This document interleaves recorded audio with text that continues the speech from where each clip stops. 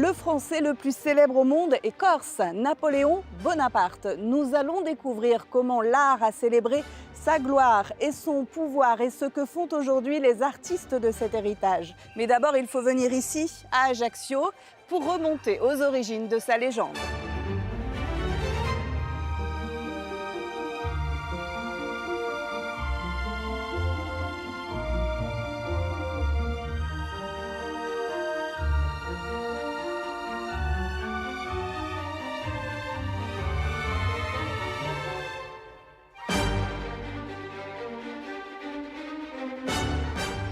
À l'époque, la famille Bonaparte, issue de la petite noblesse, habite au premier étage de cette belle bâtisse, devenue le musée le plus visité de l'île, avec en temps normal 90 000 visiteurs par an.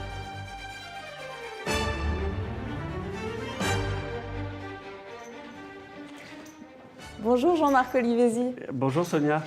Alors, qu'est-ce que les visiteurs viennent chercher ici? Alors je crois qu'ici, ce qu'ils viennent chercher, c'est la présence réelle, c'est-à-dire des musées qui ont des objets de Napoléon, il y en a beaucoup, mais où on peut imaginer qu'il a passé les 9 premières années de sa vie, qu'il a joué dans ses pièces, que c'était un gamin turbulent. Il n'y a qu'ici qu'on peut le vivre. Et je vois l'émotion de nos visiteurs, qu'ils soient chinois, japonais, américains, australiens, ils sont très très émus.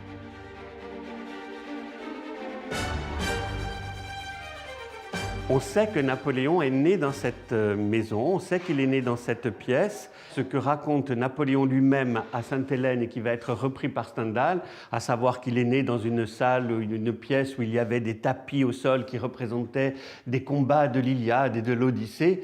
Tout ça, on sait que ce n'est pas vrai. Et on le sait comment? On le sait grâce à sa mère, à Laetitia Bonaparte, qui est interviewée en 1835. Et elle a dit, mais on n'avait pas tapis dans nos maisons en Corse à cette époque-là, et encore moins en été qu'en hiver. Or, Napoléon est né le 15 août.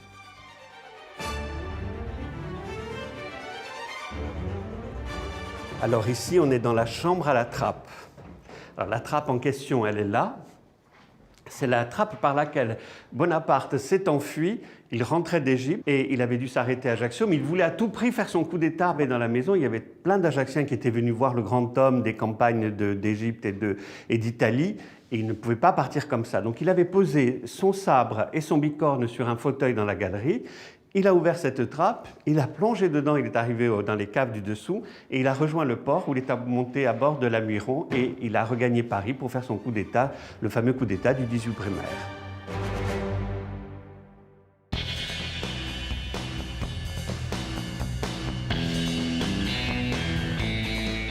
Entre réalité et légende, continuons sur les traces de l'empereur avec l'auteur de Napoléon, punk, dépressif, héros. On est à la grotte Napoléon, donc une grotte qui porte le prénom du futur empereur. Pourquoi? Tout simplement parce qu'il y a une légende qui veut que Napoléon venait ici quand il était enfant et adolescent pour étudier, entre autres choses, la vie des hommes illustres de Plutarque. Alors qu'est-ce que ça nous apprend sur sa personnalité? Beaucoup de choses.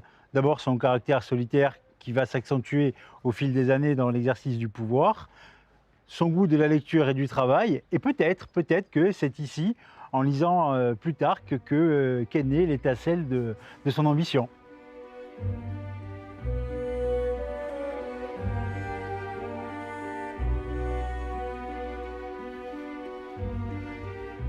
Cette école, c'est aujourd'hui l'école Forcioli-Conti, qui était le collège royal au temps de Napoléon.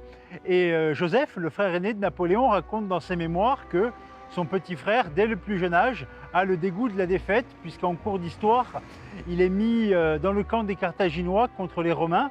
Et comme il refuse de perdre, il fait une crise de nerfs. Et c'est sa mère qui est obligée d'intervenir pour calmer le petit Napoléon, qui apparemment, dès son plus jeune âge, a le goût de la victoire.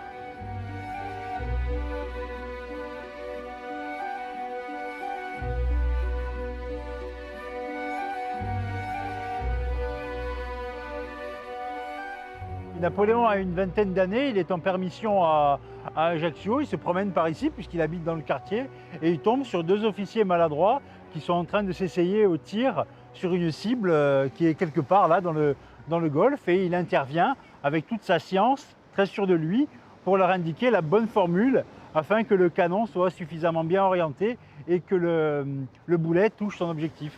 Ça nous apprend sur Napoléon, en estimant que l'histoire soit vraie, qu'il a un don pour le commandement et un sens inné de la stratégie.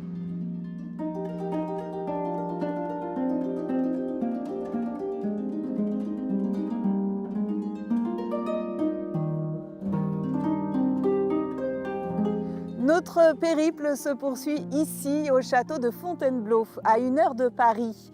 Napoléon Bonaparte, devenu empereur en 1804, veut inscrire ses pas dans ceux des rois de France. Auparavant, son ascension avait été soigneusement mise en scène par les artistes de son temps.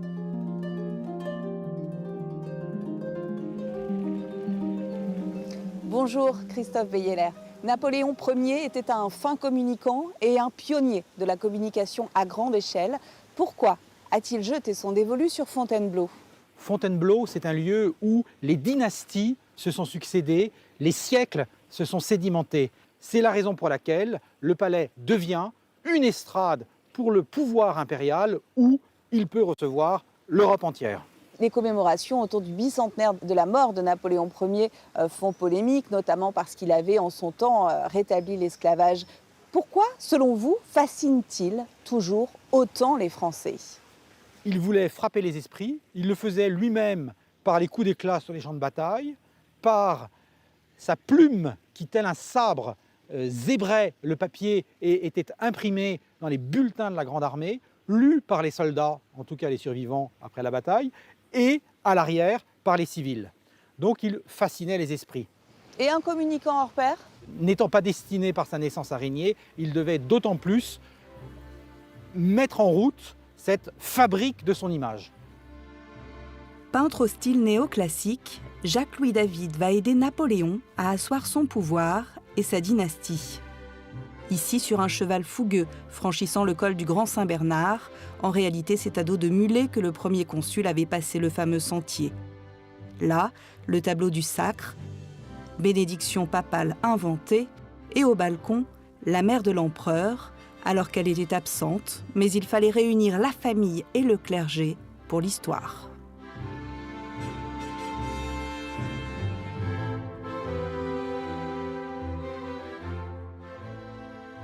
Et il y a eu récemment ce nouvel accrochage au château de Fontainebleau. Vous m'en dites un mot ? En 1812, David livre à Alexander Douglas, futur duc de Hamilton, un portrait qui le campe comme l'homme au travail, se levant de son bureau à 4 heures du matin. Il a donc passé la nuit à travailler, à son code, à manœuvrer son immense empire, et la chandelle s'éteint. Après une nuit pour le bonheur de ses peuples, il se lève et va passer son armée en revue. Qu'est-ce que l'art et les artistes ont permis à Napoléon Ier ? Pour camper une stature qui le mette dans la lignée des rois de France, on s'adresse à des artistes. David, premier peintre de Sa Majesté l'Empereur, Gérard pour un portrait en costume du sacre, ou bien, aux yeux des justiciables, Napoléon en souverain législateur et justicier par Girodet et son atelier. À l'époque, certains artistes se moquaient ou tournaient le dos à Napoléon Ier, notamment à travers certaines caricatures anglaises qui étaient récurrentes. Comment contrôlait-il son image à l'intérieur de l'Empire ? Napoléon s'employait à contrôler son image et à allumer des contre-feux. Les caricaturistes anglais le visant et appuyant là où ça fait mal, montant en épingle un épisode de possible empoisonnement de blessés français à Jaffa, eh bien, Bergeret, un artiste français, fournit des dessins et exécute au pinceau à la manufacture de Sèvres un grand vase campant Napoléon en souverain thaumaturge, guérisseur. Donc on répond à l'image par l'image. Napoléon Ier avait aussi la folie des grandeurs. C'était un empereur bâtisseur. On lui doit la rue de Rivoli à Paris avec ses arcades classiques, l'église de la Madeleine, la colonne Vendôme et bien sûr l'Arc de Triomphe. Génie pour les uns, tyran pour les autres, voyons comment les artistes contemporains réfléchissent à son héritage.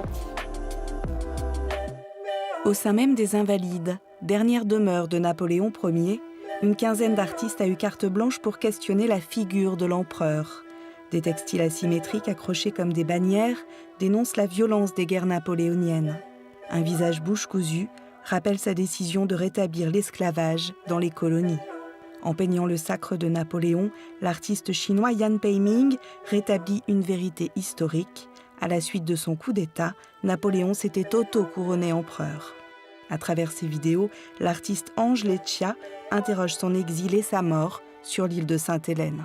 Je voulais parler de ce temps qui ne s'arrête jamais et que, oui, un personnage comme Napoléon n'est pas grand-chose face à tout ça.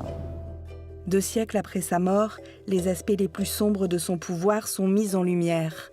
À Rouen, la mairie souhaite remplacer sa statue, créant une polémique nationale. En Martinique, où il avait rétabli l'esclavage en 1802, des militants anti-racisme ont détruit l'été dernier la statue de sa première épouse, Joséphine de Beauharnais. Les artistes aujourd'hui proposent un nouveau récit de cette époque. L'artiste Hervé Ingrand, il s'est intéressé à la figure du général Dumas, qui est un héros des guerres napoléoniennes, de la première campagne d'Italie, mais qui a été complètement oublié, d'une part à cause de différends politiques avec Napoléon, et puis d'autre part certainement parce qu'il était noir, et d'ailleurs il a fini sa vie dans une situation difficile.